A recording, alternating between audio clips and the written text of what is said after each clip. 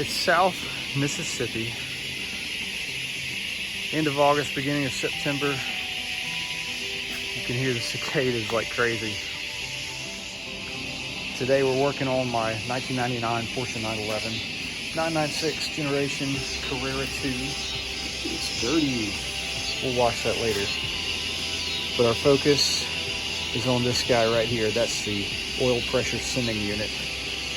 You'll notice right here, if we get in there, that you can't really see it. Okay, now you can. So I've already pulled loose the wires that connect to the top of it. That's it, right there. You can reach in with your hand and grab it from the top, but to break it loose, you need to come in from underneath.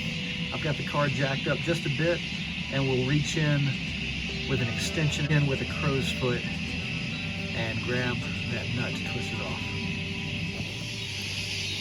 A new project is always a good reason for new tools, right? I've never actually used crow's feet before, but you'll notice we need a 19, and this kit jumps from 18 to 22, but I got a standard set as well, and 3/4 is the same thing as 19. So once we're under the car, look just past the plate that blocks off the spark plugs and the coil packs, and you're looking straight at that sending unit. Let's clarify that. There we go. And you can see that 19 millimeter. It's right underneath the bottom side of it, and it's in a really tight place to get to. And the crow's feet are just about the only way to get to it. Curious to see how this goes.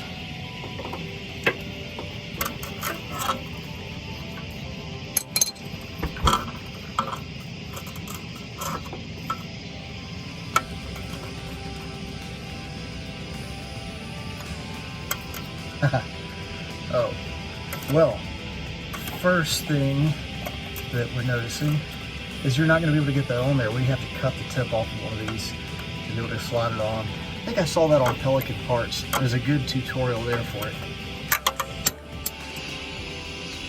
So plan D, I also picked up some super stubby metric wrenches. Got one in the actual 19. I'm going to see if we can't get this back in there and be able to have any leverage.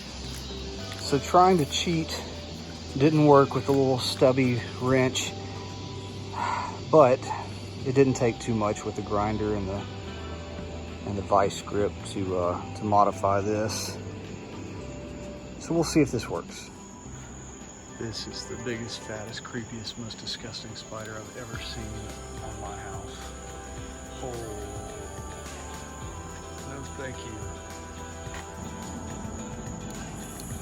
Okay, so more modifications. It was too thick, so I probably spent more time fixing my tool to the point that it's usable than I will actually doing the work on the car. So now we have a nice straight entrance, and the tool is much thinner. Do yourself a favor, buy a tool that's already thinner. Okay, so back under the car, and I wanted to show you just how much better it is when you have the right tool. If I can get the camera in place, it'd be great. So yeah, it just slides right on. Sorry if it's blurry, can't get it to focus right now.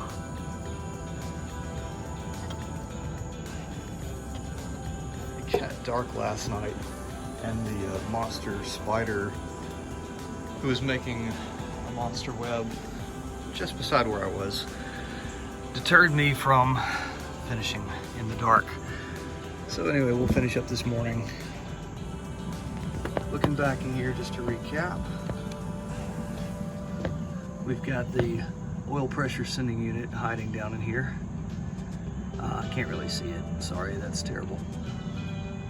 But I've got the crow's foot tool modified the way it needs to be now, so we should be able to just dive right in and get this done.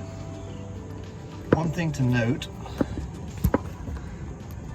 I know this may sound simple, but since we're underneath, we have to think differently about the direction that we're turning this.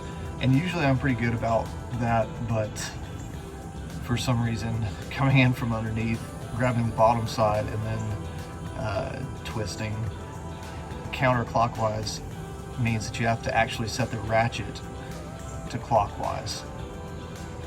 We've got it attached here. We're about to pop it off and see if we can get this done. So we got it popped loose with the crow's foot.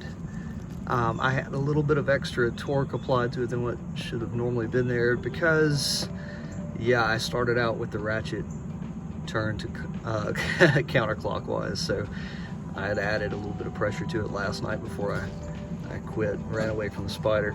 But anyway, you see the two prongs sticking up. That's about all you can see from here.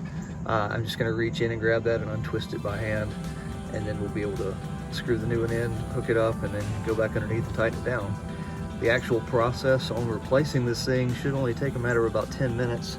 But if you have to customize a tool and figure out your left from your right like I did, then it may take a little bit longer.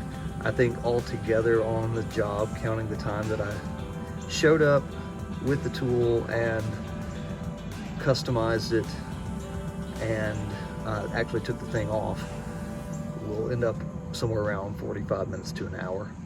So we've got the old part and the new part together here. I don't know that I'd be able to visually see any issues. Go with a Porsche original part for this. I wouldn't trust something like this to aftermarket. There's lots of things that I do trust to aftermarket, but something like this I think needs to be the right thing. I found it a little easier to come in from underneath to actually position the new sensor, the new sending unit. I couldn't screw it in all the way from down here, but I could actually get it in position better from here and then go back to the top to screw it in. Also, notice I unplugged one of my coil pack spark plugs, or whatever you call this thing, you know, the thing that goes into the coil pack. And so I got to make sure I plug that back in before we move forward. Looking back though, it looks like it would have been a little bit less of a hassle fighting against the cord if I had just unplugged this to begin with. So keep that in mind. All right, so wires are reconnected. There's two different sizes, so you can't put it on the wrong one, so you don't really have to worry about that. But that's what the plug on one of them looks like, and then the other one is a good bit more basic, but they just slide down over the prongs. I'll show you here on the old unit. The one on your left is a little wider than the other one. Again, you can't get that wrong, so don't worry about that. Just reach back there, figure out which one's the wide one, which plug is the wide one, pop it on, and you should be good to go.